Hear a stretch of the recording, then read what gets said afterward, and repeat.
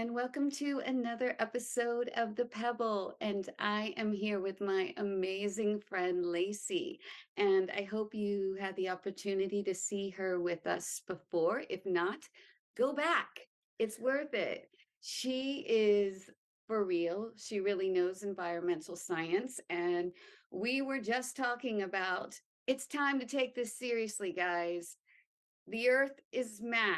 Mother Earth is mad. And we don't want to say that to scare you. We want to say it to motivate you. But it's not too late, but it's time to take it seriously. And here at the Pebbleville, we always do it in a positive way, meaning that we can do things and little things do add up.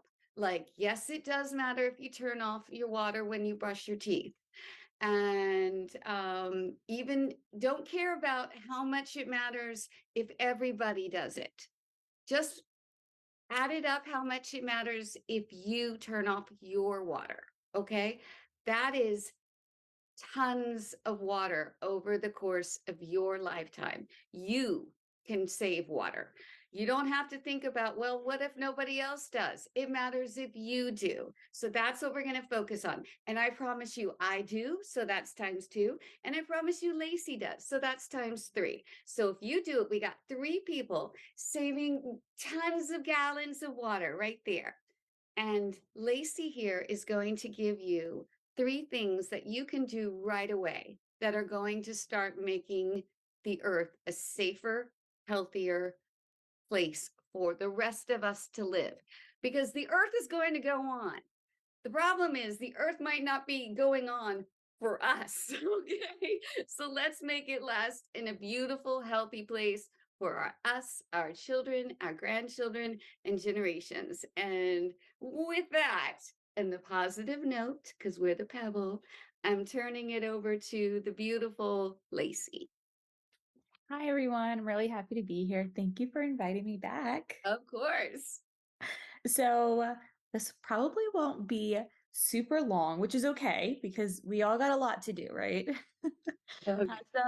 I wanted to just share a few things that we could do at home and maybe 5 minutes or less. So, I definitely want to highlight the fact that our individual actions absolutely make a difference. Now, we know that the majority of our greenhouse gas emissions are coming from more corporations, and a lot of that is from fossil fuels. And so we do know that, we're aware of that, but that does not negate the power and the impact of us as consumers and our individual actions. So, here are just a few things that can help and can kind of kickstart your eco journey and your activism. So, the first one is go outside and clean up some trash. It does not have to be a huge cleanup. You don't have to get the whole neighborhood involved. It's amazing if you do. But even if you're just cleaning up trash around where you are. So for us, if I go outside, I am bound to find, those Nerf guns, the like bullets, whatever they're called. Yes. I am bound to find some just outside of my house. And I have small kids, they don't use those, but my neighbors' kids do, and they're everywhere. So even if you go outside and you're just cleaning up little pieces of Nerf guns or fast food wrappers, I Oh was my gosh. working Yes. on a post, and I was looking at the most littered items in the world. So International Coastal Cleanup happens every fall, and it's through the Ocean Conservancy. So essentially what they do is they track every single piece of litter that's picked up, and they create a list of the top 10 most littered items in the world every year. And it's kind of been a back and forth the last few years, but the last year was food wrappers. The most littered item is food wrappers. And before that, for several years, it was cigarette butts. And we know how small those cigarette butts can be. So for food wrappers to top cigarette butts is insane. Oh my So gosh. it's important to pick up litter for a bunch of reasons, but a couple of them that are super important is that litter on the ground ultimately becomes trash in the waterways. the wind blows it, the water takes it through the storm drains, it travels to our waterways. And that's when we have issues like pollution. We also have the microplastic issue in our waters. So just picking up litter, 5 to 10 minutes, or just what you see around you or in a parking lot. You go to Target on your way, pick up some litter you see and put it in Yeah, the trash can before you go to the store. Super easy, right? like that. Number one, just pick up some trash. Yes. So number 2 is delete some emails. Yeah, yeah. So I have recently learned, maybe about the last year or so, that there is a carbon footprint associated with our emails. And if we think about it, like, of course there is, right? So I've seen some really funny just messages back and forth as I've been talking about this and kind of learning more about this. And people are like, well, that means we don't need to send as many emails, which is very true. But it also means that we should not store all of those emails because all of that does have a carbon footprint because it has to be stored, right? And there's energy that's required for that storage. Yeah. But you're right, you don't really think about it, but of course it's true. I mean, Mhm. that was the whole thing with, like, the whole data mining for all the cryptocurrency. People are like, "Well, there's no cost to it." Oh, yes, there is. There's these giant heat-seeking things creating the cryptocurrency. Yes. And so, of course, the, email, I mean, not at that level, but there's an equivalent to that. Oh, I am really guilty of that. It's so I am too. I'm a lot better now and I'm a lot more conscious. Literally this morning I was laying in bed and I wasn't ready to get up yet, so I just started deleting emails. So it's something that simple, and depending on how many you have, it can take you a bit of time. But once you get caught up, it's a lot easier to stay on top of it. But also with that, to stop accumulating so many, just unsubscribe. So as you're going through and deleting, just hit the unsubscribe button and only stick with the people that you know that you'll read their emails and you value what they're sending you. And what a quality of life thing too, right? I Yes. mean, so, that's a way to think of it too, is, you're getting back to your real life as well by, you know, committing to getting rid of, we think of, oh, I need to deal with the real things in the world. But by actually getting rid of some of this digital trash junk, you are helping the earth and you're helping yourself. So Absolutely. You're I'm freeing digging up on number space in two. your mind. Yes.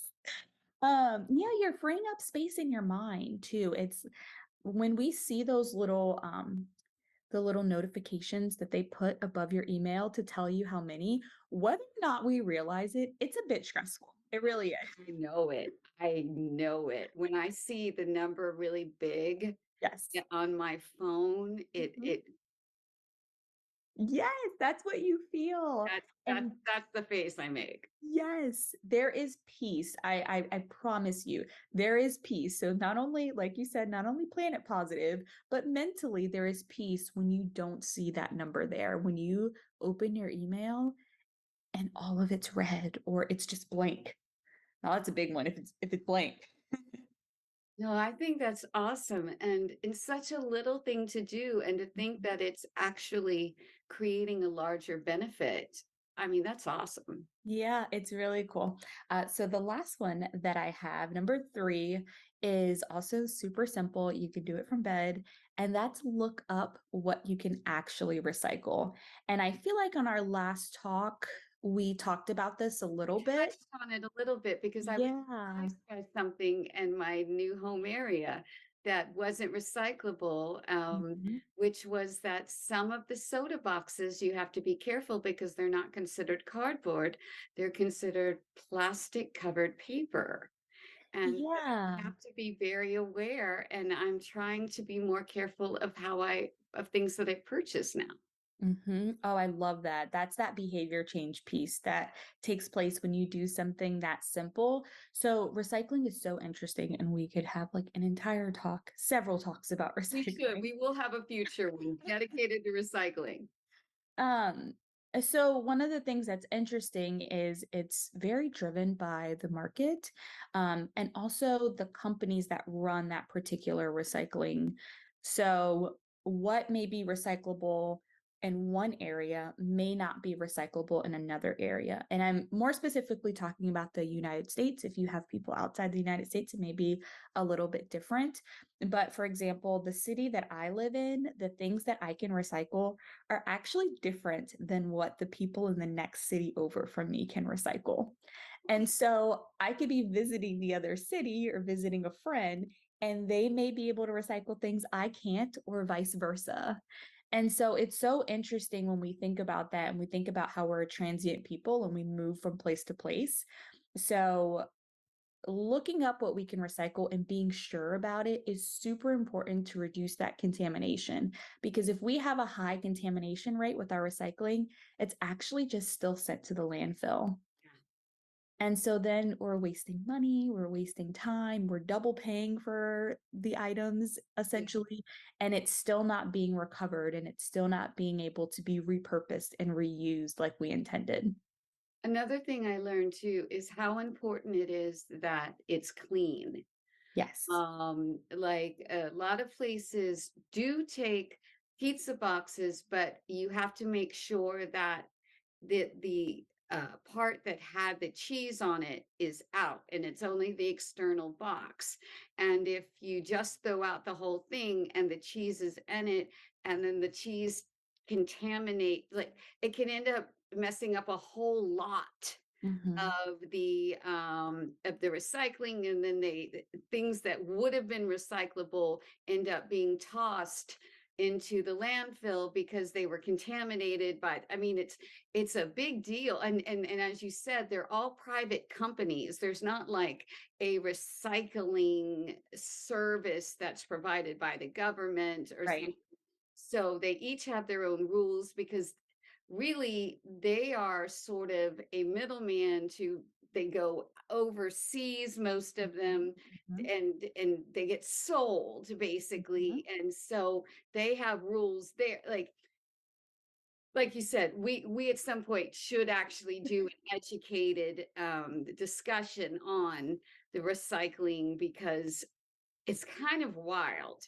It's It not, I is. think, what most people, what I thought it was at all. Mhm. Um, but so you need to be careful. It's almost better to not recycle it if you're not sure when it comes to like food and stuff, rather than risking a whole bunch of things not getting recycled. It's not that I want to tell people not to recycle, but when it comes to like the food on it or whatever, when I learned of what how big of a mess it can become. Mhm. But anyways, the your third thing was really good. Look it up. Make sure you know what your locale um takes, because you're absolutely right. If you live in a village next to a big city, just because the big city takes maybe a whole lot, your little village may only take cans and plastic bottles, Right.